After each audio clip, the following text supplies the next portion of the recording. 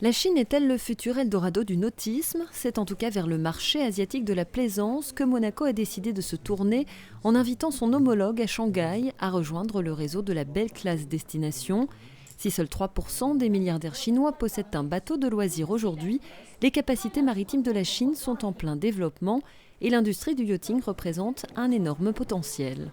Il y a déjà 600 marinas qui sont créés en Chine, donc il y a vraiment les infrastructures sont là.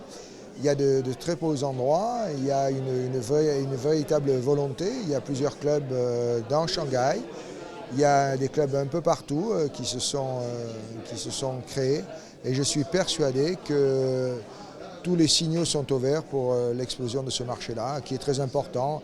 On voit aussi que des investisseurs chinois ont racheté des grands chantiers comme Ferretti, comme Sunseeker et bien d'autres. Donc on pense que vraiment tous les paramètres sont là pour une grande réussite du yachting en Chine.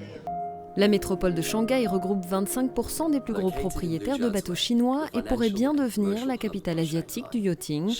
Le complexe, idéalement situé dans un quartier d'affaires, souhaite promouvoir les activités autour de la plaisance en organisant de nombreux événements et faciliter les échanges commerciaux et financiers.